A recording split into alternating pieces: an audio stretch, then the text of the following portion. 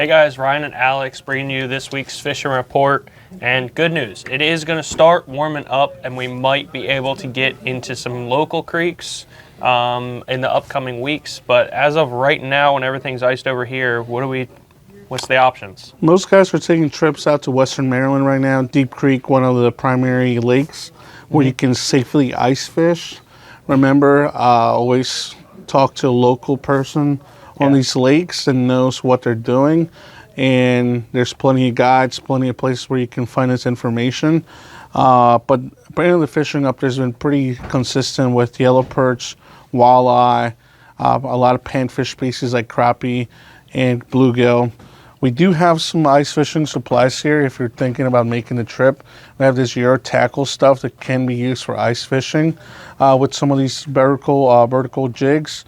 And we do have plenty of different baits. Yeah, absolutely. We have live bait minnows, like preserved wax worms, all kinds of different things for you guys to get out there, and even some artificial stuff like the gulp minnows. Yeah.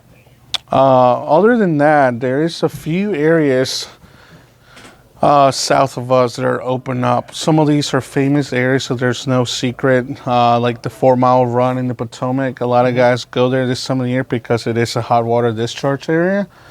So you can panfish there for crappie and do some bass fishing. And you do have some stuff there for some catfish. Yeah, definitely. So if you are finding open water for like panfish and stuff, we did get these new Z-Man curly tails, the micro finesse version. So those would be great to tip on something like a rig like this or just a regular jig head.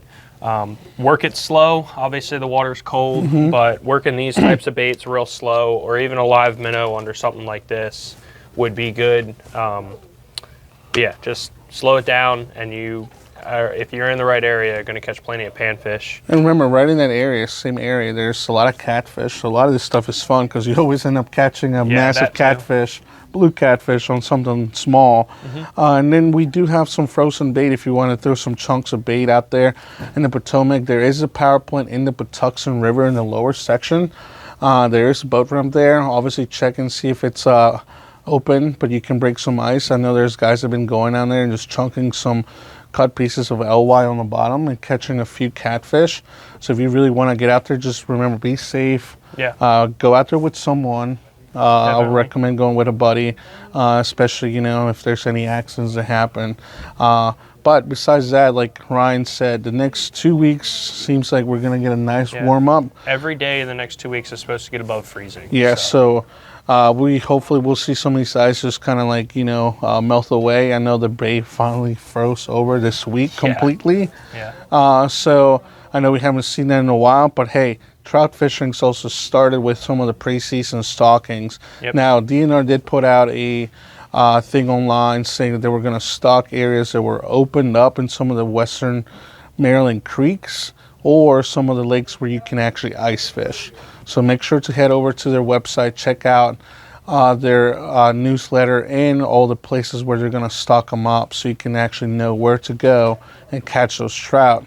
And of course, we got plenty of stuff like the, classic power bait and all your supplies. So make sure you come by and take, get some of those before you head out. Yeah, definitely. Trout fishing can be fun this time of year.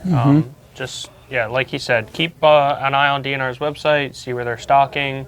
And I do like to wait 1 or 2 days after they stock them because that's usually when the bite is the best. Yep.